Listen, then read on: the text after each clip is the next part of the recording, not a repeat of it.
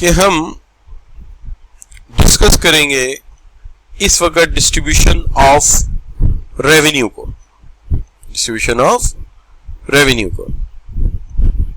तो देखिए, distribution of revenue के एतबार से बात करते हैं तो सबसे पहले तो तकसीम का मामला खड़ा हो जाता है, वसाइल की तकसीम हमारे सूबाई निज़ाम में। अच्छा, ये स्लाइड वही है, लॉ का मेन सोर्स कॉन्स्टिट्यूशन है और कॉन्स्टिट्यूशन जो है वो असेंबलीज के अंडर आता है। सबसे पहले हम बात करें किस पे, national finance commission. National finance commission का ताल्लुक हमारे बड़ी अहम इदारा है जिसको हम कहते हैं कि हमारे सूबाई और जो हमारे फेडरल वसाइल हैं उनकी तकसीम कैसे होगी। तो बेसिकली ये एक कमीशन है, ये फर्ज कर लीजिए एक टेबल है। इस कमीशन में सबसे अहम आदमी जो है वो है आपका फेडरल मिनिस्टर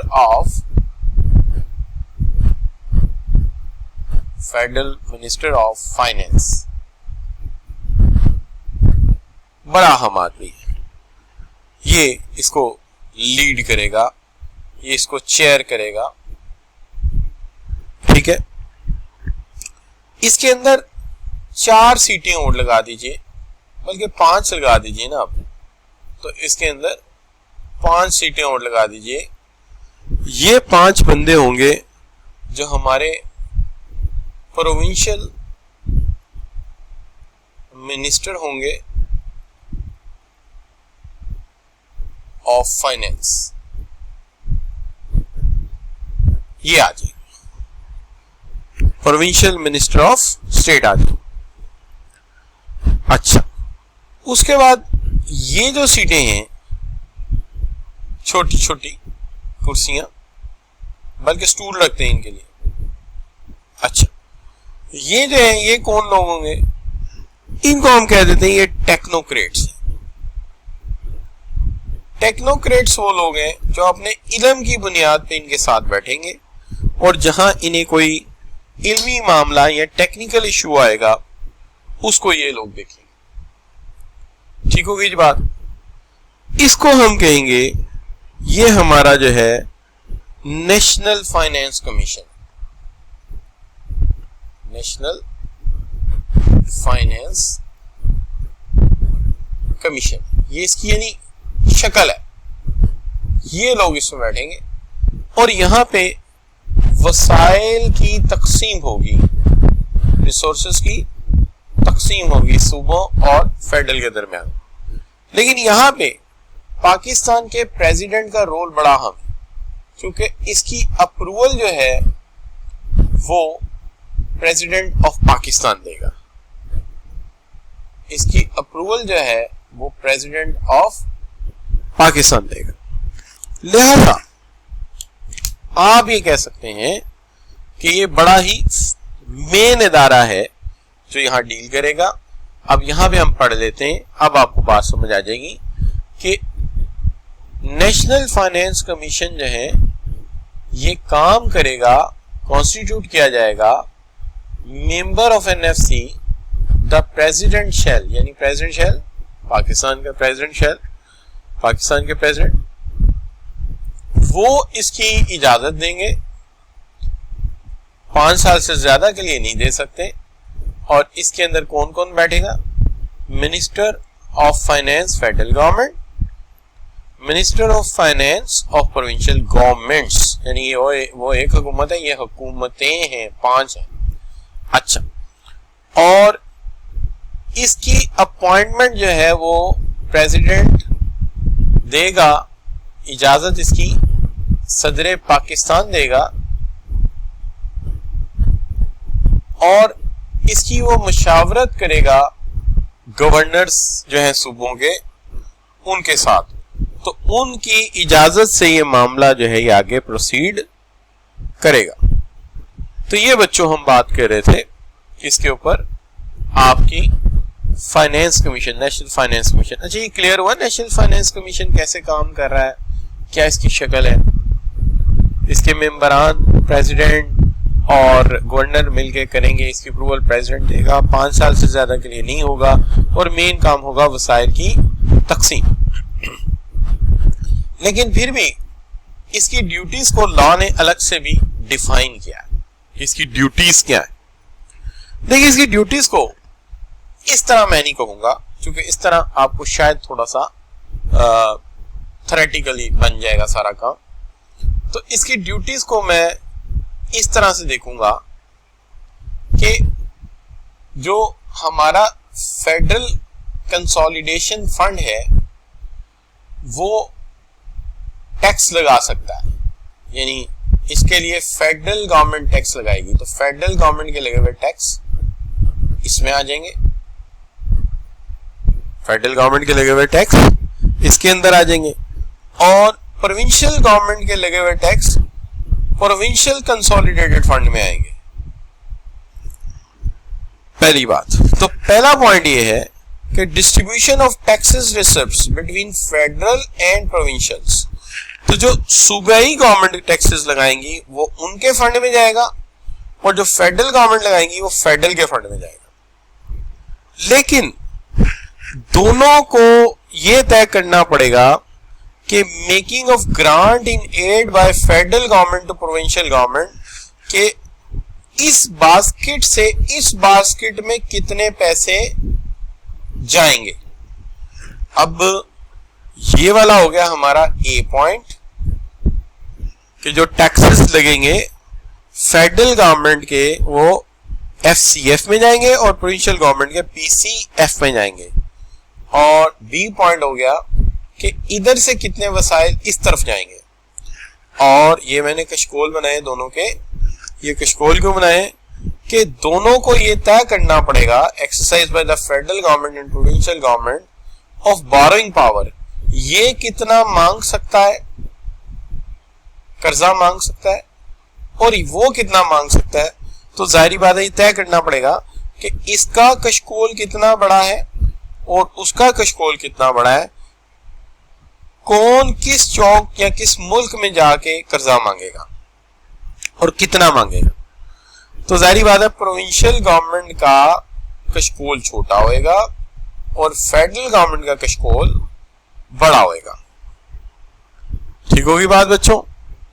और टाइम टू टाइम जो इश्यूज आते रहेंगे, टाइम टू टाइम जो मैटर्स अराइज करते रहेंगे वो सॉल्व होते रहेंगे और उसको प्रेसिडेंट देखता रहेगा। तो मुख्तसरन बात ये हुई कि इस पूरे निजाम में ये तय करता है ये पॉइंट कि कौन कौन से टैक्स लगाएगा, फेडरल कौन से लगाएगा, प्रोविंशियल कौन से लगाएगा, फेडरल से प्रोविंस को कितना पैसा जाएगा और किसके पास कर्जा मांगने की कितनी प्रोविजन होगी, और टाइम टू टाइम इश्यूज को सॉल्व किया जाएगा। अच्छा बच्चों, अब इस पर भी आपकी राय ले ली जाए कि आपको इस बात की कितनी समझ आई है। जी शाबाश बच्चों, क्लियर होगी बात। इख्तिशाम, वदीद, डन हो गया। चलिए अब बच्चों बात यह है कि हमने जब इस बात को समझ लिया तो अगला पॉइंट बड़ा छोटा सा है, मुख्तसर सा है, और वो क्या है? अगला पॉइंट है आपका by the order of president. अच्छा जी, प्रेसिडेंट का हुक्म, यानी हमने इसको हेडिंग दे दिया प्रेसिडेंट साहब का हुक्म।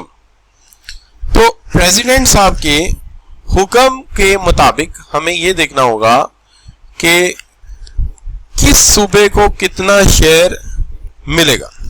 पहली बात, तो पहली बात यहां लिख देते हैं, नंबर 1, किस सूबे को कितना कितना शेयर को उर्दू में हिस्सा कह देंगे ना, हिस्सा मिलेगा। तो पहला पॉइंट ये कि the share of tax receipts which is to be allocated on each province. तो जो टैक्स से पैसा इकट्ठा हुआ है, तो टैक्स से जो पैसा इकट्ठा हुआ है उसका कितना हिस्सा किस सूबे को मिलेगा। दूसरा पॉइंट ये है कि पैसे the share paid to the government of province concern, क्या मतलब? मतलब कहने का ये है कि जब ये पैसे फेडरल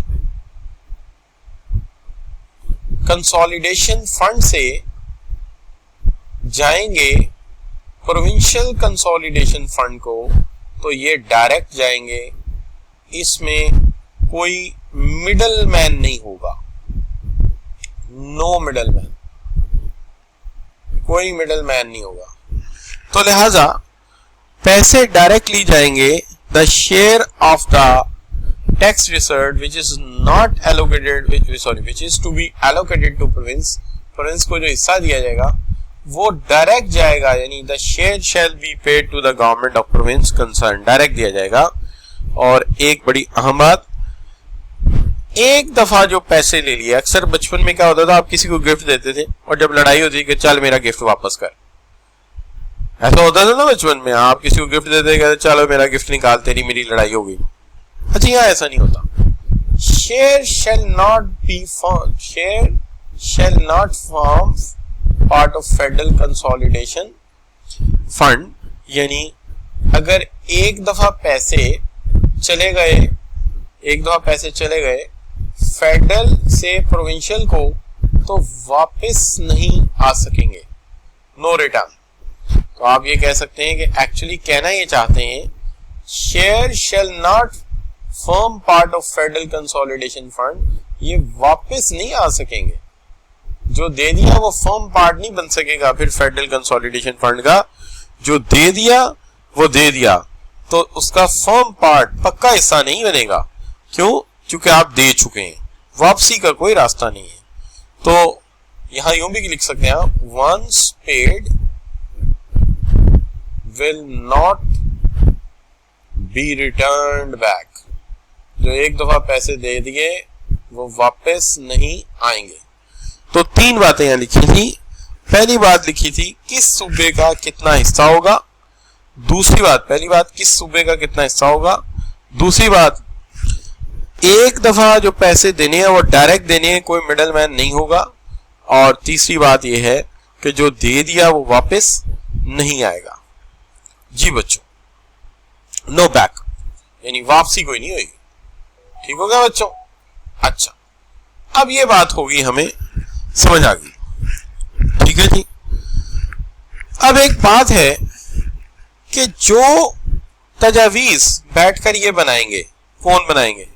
यानी नेशनल फाइनेंस कमीशन कुछ तजावीज भी तो बनाएगा ना, सजेशंस बनाएगा। तो जो सजेशन आपका नेशनल फाइनेंस कमीशन बनाएगा, वो नेशनल फाइनेंस कमीशन की, मैं इसे मुख्तसर लिख देता हूं, नेशनल फाइनेंस कमीशन की जो सजेशंस होंगी वो सजेशंस दो जगह जा सकती हैं, एक पार्लियामेंट्स को, वहां भी बात हो सकती है, यानी फेडरल असेंबली, नेशनल असेंबली, और इस पर प्रोविंशियल असेंबली में भी बात हो सकती है। दो जगह इसके अंदर बात हो सकती है, बहस हो सकती है। तो जो भी तजवीज नेशनल फाइनेंस कमीशन देगा उस पर पार्लियामेंट भी बात कर सकती है, उस पर सूबाई गवर्नमेंट भी बात कर सकती है, इसलिए कि ये इनके आपस के लेन देन के मामलात हैं। तो जाहिर है जिन्होंने लेना है, जिन्होंने देना है, वो इस पर बात कर सकते हैं, इसकी तजवीज पर बात कर सकते हैं। ठीक है जी, तो ये दो जगह डिस्कस हो सकती है। लेकिन जो छठा पॉइंट है बड़ा अहम है, पर्टिकुलरली आजकल के हालात में बड़ा अहम, और वो क्या है? Before any order regarding the share of tax receipts, कोई भी ऑर्डर टैक्स की रिसीविंग के मतलब हो, the president may make amendments. Oh my god, president amendments कर सकता है। क्या अमेंडमेंट कर सकता है? वो law relating with distribution of revenue change कर सकता है, बदल सकता है between federal government and provincial government. इसके लिए देनी पड़ेगी कि मिसाल से बात समझ आएगी। फर्ज कीजिए ये है प्रेसिडेंट, तो प्रेसिडेंट तो यूं खड़ा होता है ना जिस तरह करके, जाहिर है मुल्क का प्रेसिडेंट है। अच्छा, तो ये है हमारे प्रेसिडेंट। तो प्रेसिडेंट साहब जो है ये सदर हैं हमारे मुल्क के। ये सूबों को जो वसाइल मिल रहे हैं कहां से मिल रहे हैं? जाहिर है फेडरल गवर्नमेंट से या फेडरल कंसोलिडेशन फंड से। उसके जो जामिया असूल हैं वो बदल सकते हैं। उसके जो जामिया असूल हैं बदल सकते हैं। अच्छा, क्या असूल बदल सकते हैं? भाई असूल ये बदल सकते हैं कि फर्ज क्या करें, बल्कि आजकल इसकी जो तकसीम है ना, फर्ज करें ये एसेट्स हैं, तो आजकल इनकी तकसीम हो रही है आबादी के एतबार से। जिस सूबे की आबादी ज्यादा है उसको हिस्सा ज्यादा मिलेगा। प्रेसिडेंट साहब कहते हैं नहीं, मुझे ये पसंद नहीं है ये बात आपकी। आज के बाद मैं ना इसकी तकसीम जो है वो एरिया के एतबार से करूंगा, रकबे के एतबार से करूंगा। तो बेस बदल दी। जब बेस बदल दी तो सारा काम ही चेंज हो गया, सारा मामला ही चलपट हो गया। क्या ख्याल? तो देखिए, मैं ये बात कर रहा था कि इसकी तकसीम के मामलात में जो फेडरल कंसोलिडेशन फंड से वसाइल जाने हैं सूबों को, सदर उसके असूल बदल सकता है। और असूल क्या बदल सकता है कि मैं आबादी के एतबार से नहीं, मैं इलाके के एतबार से तकसीम चाहता हूं। तो सदर के पास इतने ज्यादा इख्तियारात है। हाँ, वो ये भी कर सकता है कि जिस सूबे में जितने अस्पताल होंगे उतने ज्यादा पैसे दूंगा, ऐसे भी तकसीम कर सकता है। तो ये उसके जामिया इख्तियारात हैं जो बहुत ज्यादा हैं। ठीक है जी। अच्छा, ये बात बच्चों समझ आई आपको?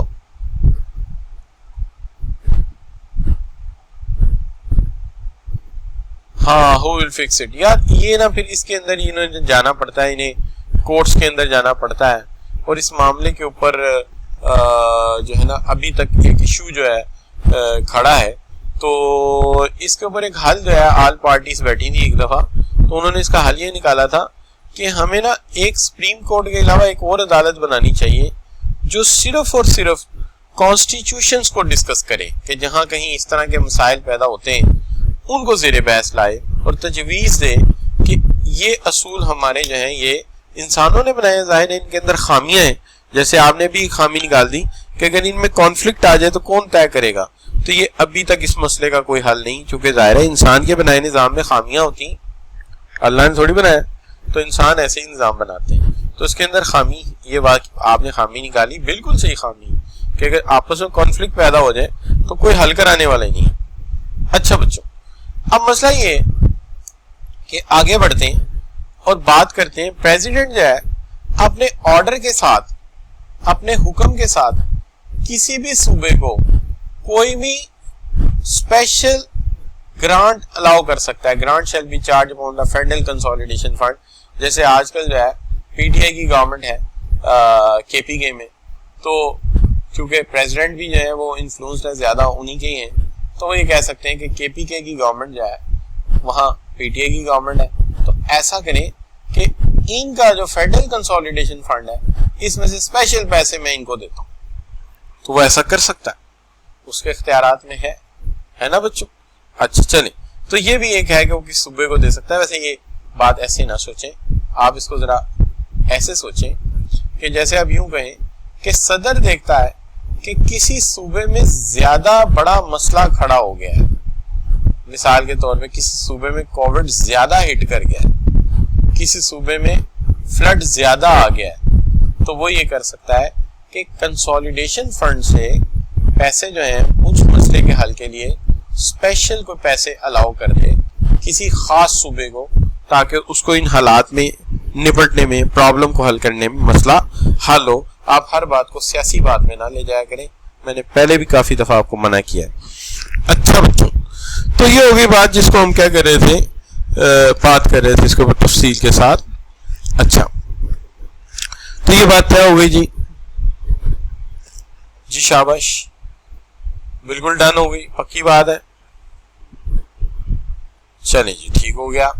अच्छा, अब ऐसा करते हैं कि एक छोटा सा काम और कर लेते हैं, और वही है taxes raise by parliament, it means sources. तो वो कहता है कि जो है tax transfer in paragraph this raised under the authority of Majlis Shura, जिसको पार्लियामेंट कहते हैं, ये पैसे खर्च कहाँ होंगे? टैक्सेस, इनकम टैक्स लगेंगे किस किस पे?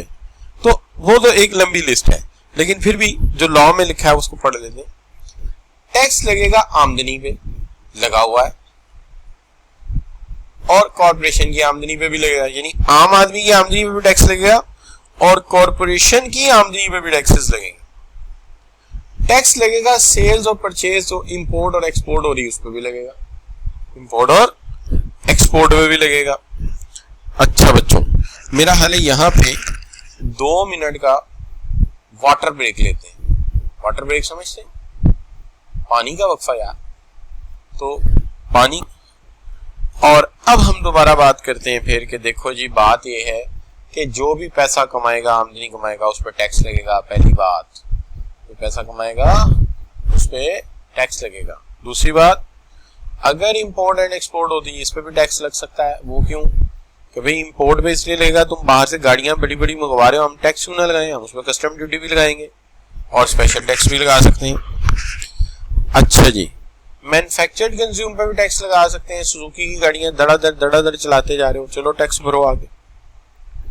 अच्छा जी, उसके बाद बच्चों एक्सपोर्ट ऑन कॉटन पे टैक्स लगेगा। क्यों? कॉटन सारी एक्सपोर्ट कर दोगे तो अपनी मिलें कहाँ जाएंगी, वो कॉटन कहाँ से लाएंगी फिर? और अगर मुल्क में कॉटन नहीं हुआ तो वो कपड़ा कहाँ से बनाएंगी? जाहिर है उनकी जो है वो कोई घर में खुद तो नहीं ना कॉटन उगती, तो सारी कॉटन एक्सपोर्ट कर दो तो जापानीज कोरियन तो कहेंगे सारी कर दो ताकि इनकी मिलें बंद हो और हम बनाएं कपड़ा। तो इस पे भी हम टैक्स लगाएंगे, रोकेंगे इसको, ताकि सारे का सारा माल एक्सपोर्ट ही ना हो जाए। और such duties are specified by the president. हालांकि मशवरे सारे जो है नेशनल फाइनेंस कमीशन देगा, बहस उस पर करेगी पार्लियामेंट और प्रोविंशियल असेंबलीज, लेकिन इस सारे का नाम किसका इस्तेमाल होगा? प्रेसिडेंट का।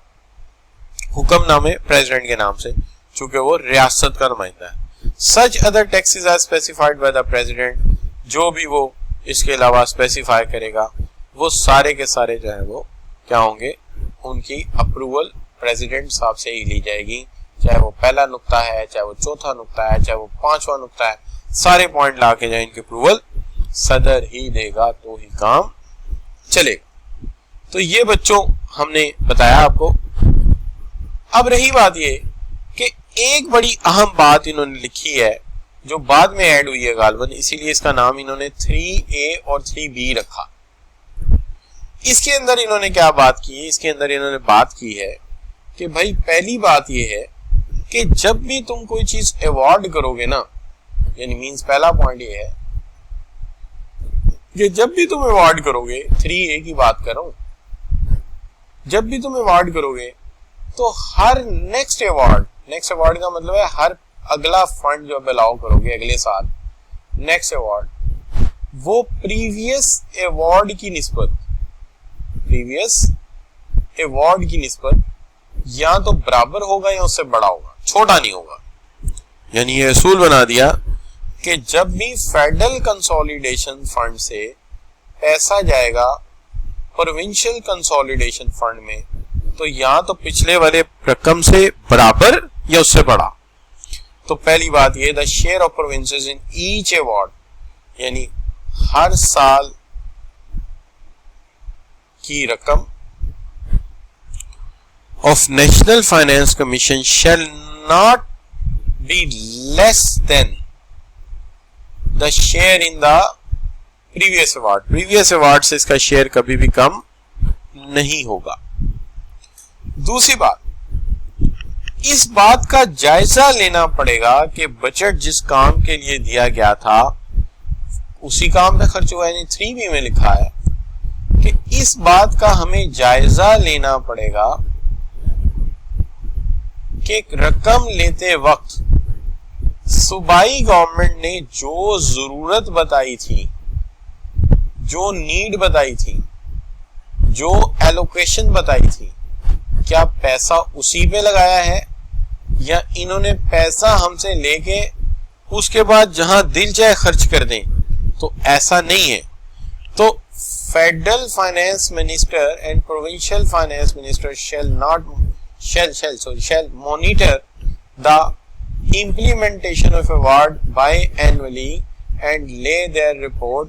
तो वो इसको biannually का मतलब ये हो गया कि वो बैठेंगे साल में कमोबेश 2 दफा, ठीक है, और चेक करेंगे कि जो पैसा जिस मकसद के लिए लिया गया था वो उसी मकसद के लिए इस्तेमाल हुआ है, और इस बात की रिपोर्ट जो है वो बनाएंगे। और ये रिपोर्ट जो है ये दोनों तसल्ली बख्श है या गैर तसल्ली बख्श है, ये पार्लियामेंट के सामने भी रखेंगे और ये बात जो है ये प्रोविंशियल असेंबली के सामने भी रखेंगे।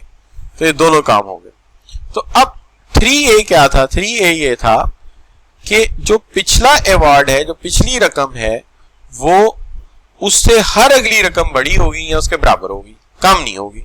और दूसरा पॉइंट 3B ये है कि जो मकसद बताया गया था, जो पर्पस बताया गया था, जो जरूरत बताई गई थी, क्या पैसा उसी पे लग रहा है, कितना लग गया, कितना रह गया, कितना काम हो गया, कितना रह गया, इसकी रिपोर्ट बनेगी और रिपोर्ट जाएगी सूबाई असेंबली को भी और रिपोर्ट जाएगी पार्लियामेंट को भी। तो आई होप कि ये बात क्लियर है आप बच्चों को। जी बच्चों बताएंगे जी, इख्तिशाम जदीद, बात क्लियर है?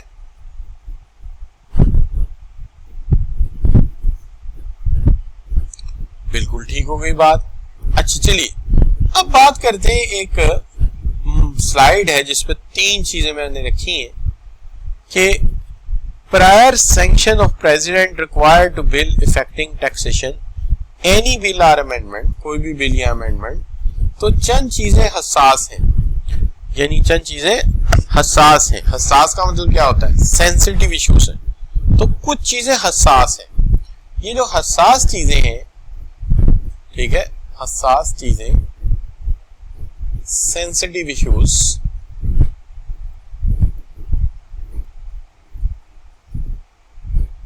इस पर कोई भी बंदा असेंबली में उठ के खड़ा होकर बात शुरू नहीं कर सकता। इसके कुछ असूल हैं, इसके कुछ असलूब हैं। जब तक इन पर अमल नहीं होगा आप असेंबली में खड़े होके रोला नहीं डाल सकते, शोर नहीं डाल सकते। तो वो कौन सी ऐसी बातें हैं जो हसास चीजें हैं, हसास मामलात हैं, सेंसिटिव नेशनल इश्यूज हैं, उस पर हर बंदा बात असेंबली में नहीं कर सकता। कर सकेगा अगर उसे सदर की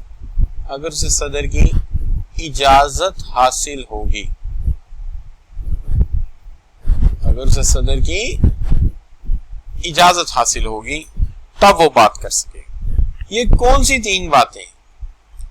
इसमें एक बात है कि नंबर 1, किस चीज पर टैक्स लगा सकता है, सूबा या कौमी कह सकते हैं, कौमी या कौमी हुकूमत, यानी फेडरल गवर्नमेंट, कौमी हुकूमत। इस इशू पर बात हर वक्त नहीं हो सकती। इस इशू पर बात करने के लिए सदर से इजाजत लेनी पड़ेगी। क्या लिखा है? Which imposes various taxes or duties whole or part of net proceed assigned to any province। किसी सूबे को जो होली या पार्शियली इजाजत दी हुई टैक्स लगाने की, उस पर बात नहीं कर सकते आप सूबे में, असेंबली में। अगर आपने असेंबली में बात करनी है तो आपको सबसे पहले जाके सदर से इजाजत लेनी पड़ेगी, पहली बात। दूसरी बात यह है कि ज़राअत पर टैक्स लगाना एक बड़ा अहम मसला है। ये चूंकि मुल्क जिम्मेदारों और जागीरदारों ने बनाया, ठीक है जी, अच्छा यही कहा जा सकता। अच्छा, तो ज़रात पर टैक्स लगाने के लिए आप कोई बात करना चाहते हैं तो आपको सदर से इजाजत मांगनी पड़ेगी, यानी इसमें बात भी नहीं हो सकती। और दूसरी बात यह है कि वो असूल जिन पर वसाइल की तकसीम हो रही है, वो असूल जिन पर वसाइल की तकसीम हो रही है, आप उस पर भी बात नहीं कर सकते बगैर सदर की इजाजत के। तो 3 बातों पर आप बात नहीं कर सकते।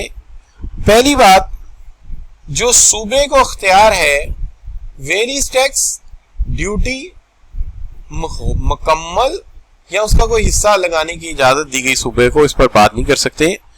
इसी तरह varies meaning and expression of agriculture income पर आप जो कोई relating income tax issue raise नहीं कर सकते। और इसी तरह से वो principles, the principle under any provision of moneys are distribution to provinces, यानी तकसीम जो हो रही है सूबों के दरमियान वसाइल की, इस पर आप बात नहीं कर सकते। अगर इस पर बात करनी है आपको मीडिया में, असेंबली में, सेनेट में, तो आपको सदर की प्रायर इजाजत लेना जरूरी होगी। तो ये बच्चों आपका एक और सेक्शन कवर हो गया। समझ आया? क्लियर है?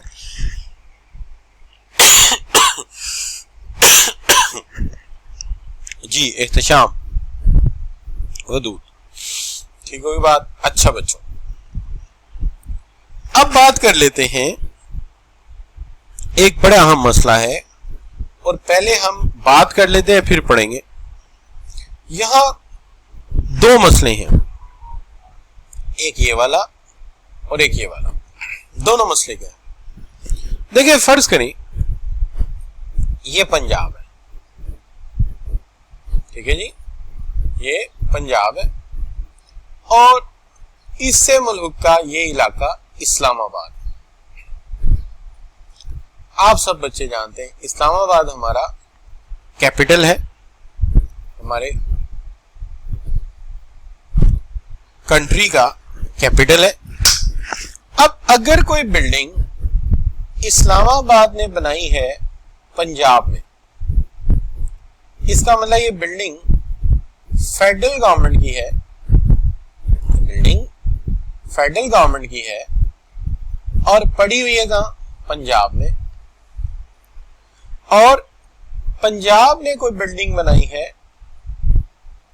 इस्लामाबाद, जैसे पंजाब हाउस है, सिंध हाउस है, तो बिल्डिंग फेडरल की बिल्डिंग है और बनी हुई, सॉरी प्रोविंस की बिल्डिंग है, सिंध हाउस, पंजाब हाउस बनी हुई है इस्लामाबाद। अच्छा, तो जो बिल्डिंग सूबे की बनी है फेडरल में और जो फेडरल की बनी है सूबे में, दोनों ही एक दूसरे पर टैक्स नहीं लगा सकते,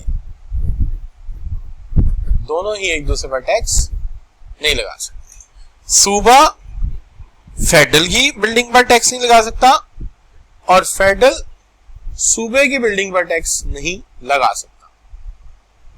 कैसे लिखा है? इन्होंने लिखा है The federal government shall not liable to taxation under the Act of Provincial Assembly in respect of its property or income or provincial government, यानी कि जो भी उसकी प्रॉपर्टी फेडरल गवर्नमेंट के इलाके में आ गई वो उस पर टैक्स नहीं लगा सकते।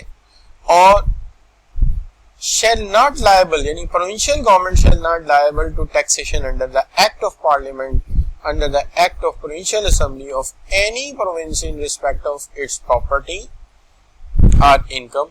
तो सूबा जो है फेडरल की प्रॉपर्टी पे कोई टैक्स इंपोज नहीं कर सकता।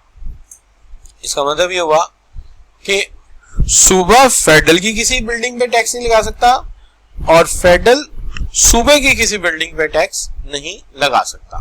पहला पॉइंट है, पॉइंट नंबर। दूसरा पॉइंट ये है कि फर्ज करें ये आ गया इस्लामाबाद, ठीक है जी, और ये आ गया पंजाब। अब फर्ज करें कि पंजाब गवर्नमेंट जो है वो कोई कारोबारी इदारा खोलती है इस्लामाबाद के करीब, और इस्लामाबाद अपना कारोबारी इदारा खोलता है, यानी फेडरल अपना कारोबारी इदारा खोलता है कहां पे, पंजाब। तो चूंकि ये कारोबारी इदारा है तो इस पर दोनों ही एक दूसरे को टैक्स लगा सकते हैं।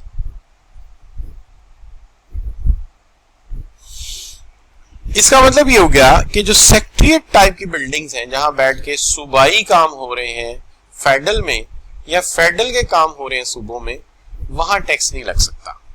लेकिन कारोबारी मामलात में जहां दोनों कारोबार कर रहे हैं वहां दोनों ही एक दूसरे को टैक्स लगा सकते हैं, इसकी इजाजत है। तो ये कैसे लिखा है इन्होंने, लिखा है इफ ट्रेड और business of any kind carried on provincial government outside it's province, outside province का मतलब फेडरल में भी हो सकता है, दूसरे सूबे में भी हो सकता है, may be taxed act of parliament under the act of provincial assembly। ठीक है जी। और अगर कारोबारी प्रॉपर्टी है, बिजनेस प्रॉपर्टी है, टैक्स लगेगा, और अगर ये कोई आमदनी है या तिजारत है या कारोबार है तब भी टैक्स लगेगा। तो हम मुख्तसरन ये कह सकते हैं कि एनी सेक्रेटरीट और building of federal government or any secretariat or government of provincial government is not taxed on from both parties, दोनों parties tax नहीं करेंगे। And if there is a business activity either performed by province or performed by federal government, that will be taxed by the both parties। ठीक है जी। अच्छा, और nothing shall prevent imposition of fee for services। तो अगर कोई services एक दूसरे को दे रहे हैं, इसकी फी भी वो एक दूसरे से चार्ज कर सकते हैं, इसमें भी कोई मजायका नहीं जी। बच्चों ये बात क्लियर है जी। पहली बात किसकी थी, बिल्डिंग की, और दूसरी बात किसकी थी, कारोबारी मामले की। तो बिल्डिंग सेक्रेटरीट में टैक्स नहीं लगेगा, चूंकि वो तो इश्यूज हैं रियासत के या सूबे के एक दूसरे के पास बैठ के हल कर रहे हैं, तो उस पर क्यों टैक्स लगेगा। लेकिन कारोबारी मामला एक दूसरे के यहाँ करेंगे तो उस पर टैक्स लगेगा जी। बच्चों एहतशाम वदीद, बिल्कुल ठीक हो गई बात। चले, तो ये बच्चों हो गया। अब सिर्फ 2 या 4 स्लाइड्स रह गई हैं, उनको भी वाइंड अप करते हैं ताकि ये एक ही रिदम में आए सारा काम। ठीक है ना। अच्छा बच्चों, अब एक बात बड़ी अहम है, कहता है कि पार्लियामेंट किसी कंपनी या सूबे पे टैक्स लगाने का कोई कानून बना देती है। यानी पार्लियामेंट का मतलब है सेनेट और कौमी असम्बली किसी कंपनी पे या किसी सूबे के किसी मामलात पे, किसी कंपनी पे या किसी सूबे के किसी कारोबार पे कोई खास टैक्स लगा देती है, तो ये टैक्स लगाया है पार्लियामेंट ने। तो वो कहते हैं इस मामले में खबरदार कोई बोला, यानी इवन अदालत को भी इसमें मुदाखलत की इजाजत नहीं होगी कि अगर सुबह अदालत चला गया कोई चक्कर नहीं है। तो पहली बात यह कि parliament has power to make law for levy और recovery of tax on income of a company और अदर बॉडी और institution established owned by federal और प्रोविंशियल लॉ और एन एग्जिस्टिंग लॉ। सूबा बनाए, फेडरल गवर्नमेंट बनाए, तो ये कंपनी चाहे फेडरल गवर्नमेंट की है चाहे सूबे की है, ये कारोबारी एक्टिविटी सूबे का है या फेडरल गवर्नमेंट का है। अगर पार्लियामेंट ने इसके ऊपर कोई टैक्स लगा दिया तो एवरी जजमेंट, हर तरह का अदालती फैसला, ऑर्डर ऑफ एनी कोर्ट और ट्रिब्यूनल इंक्लूडिंग सुप्रीम कोर्ट, जनाब सुप्रीम कोर्ट भी, और high court, which is against the provision stated above deemed to be void। इजाजत नहीं अदालत को इस मामले पे कोई फैसला देने की, मदाखलत करने की। ठीक है, तो क्या मामला क्या था, समझ आई की बात समझ आई बच्चों कि अगर मरकजी हुकूमत ने कोई टैक्स लगा दिया, कोई मामला डील कर लिया इस तरह का कि मरकजी हुकूमत ने टैक्स लगाया है किसी सूबे की कारोबारी एक्टिविटी में, किसी कंपनी की कारोबारी एक्टिविटी में, चाहे ये कंपनी सूबे के हवाले से स्टैब्लिश हुई हो या ये कंपनी जो है अल्लाह आपका भला करे किसी फेडरल अदारे के मुताबिक मुतल्लिक हो। अगर टैक्स लग गया तो अदालत किसी किस्म की मुदाखलत, कानून किसी किस्म की मुदाखलत नहीं कर सकता, अमेंडमेंट नहीं कर सकता, क्योंकि ये जो असूल है ये साबित किया है पार्लियामेंट। क्लियर बच्चों? जी शाबाश, इख्तिशाम एंड वदीद। क्लियर? ठीक हो गया। लो बच्चों सिर्फ 2 स्लाइडें हो रहे हैं और फिर काम खत्म, 2 और फिर चैप्टर कंप्लीट। अच्छा बच्चों, अब सबसे पहली बात यहाँ पे, ये बड़ा आसान सा असूल है, मैं इस पे लंबी बात नहीं करनी, मैंने इस पे सिर्फ छोटी सी बात करनी है, बाकी पढ़ आप इसको खुद ही लेंगे, इसके अंदर ज्यादा बड़ी तफसील है ही नहीं। वो क्या है? देखिए, अक्सर सूबों से गैस निकल आती है, जैसे सिंध और बलोचिस्तान से बहुत गैस निकलती है, और अक्सर सूबे जैसे पर्टिकुलरली केपी के, कश्मीर और गिलगित, यहाँ पे बहुत ज्यादा ऐसी जगह हैं जहां पे डैम बन रहे हैं, तो यहाँ पे एक बड़ा मसला पैदा होता है। सूबे कहते हैं कि गैस हमारे जगह से निकली है तो इसकी आमदनी पे हमारा हक है, या सूबे कहते हैं कि डैम हमारे इलाके में बना है लिहाजा हम इससे आमदनी हासिल करेंगे। तो इसका एक आसान असूल वाज़िया कर दिया, और वो क्या? उन्होंने कहा कि अगर किसी इलाके से गैस निकल आती है, ठीक है, तो गैस की जितनी आमदनी आएगी या गैस का जितना रेवेन्यू आएगा, सिर्फ उसमें से एक्सपेंडिचर माइनस करके बाकी जितना भी नेट गेन होगा वो सूबे को जाएगा। ठीक है जी, रेवेन्यू जितना भी आएगा गैस से या ऑयल से या पेट्रोल से, उसमें से सिर्फ खर्चा माइनस किया जाएगा और खर्चा निकालने के बाद नेट गेन सूबे को दे दिया जाएगा। इसी तरह अगर किसी सूबे में डैम बनेगा और उससे बिजली पैदा होगी, तो इसका भी यही तरीका है कि जो रेवेन्यू आएगा उसमें से खर्चा निकालने के बाद जो गेन होगा वो सूबे को दे दिया जाएगा। सिंपल। ठीक हो गई जी बात? तो ये छोटी सी बात है जिसको बड़ा लंबा करके इन्होंने लिखा, ज़ाहिर है उन्हें हर एस्पेक्ट कवर करना होता है। तो वो कहते हैं कि जी royalty collected by federal government shall not form part of this, यानी फेडरल कंसोलिडेटेड फंड में नहीं जाएगी, बल्कि ये किसको दे दी जाएगी? ये सूबे को दे दी जाएगी, दोनों केसेस में, चाहे वो गैस है चाहे वो बिजली है। तो आपने सिर्फ इसकी एक लाइन लिख लीजिए कि if there is a natural resource recovered like gas और federal government develop any power project, the expenditure will be deducted from the revenue and gain will be distributed to the relevant province या provinces. तो relevant province को उसके gain दे दिए जाएंगे। बस simple एक line काफी, इसके लिए आपको इतनी लंबी कहानी लिखने की जरूरत नहीं है। आखिरी बात यह है कि सूबाई गवर्नमेंट अगर चाहे तो वो डॉक्टर पर, इंजीनियर पर और चार्टर्ड अकाउंटेंट पर टैक्स लगा सकते हैं, जिसको आप ये कह सकते हैं special tax on any profession.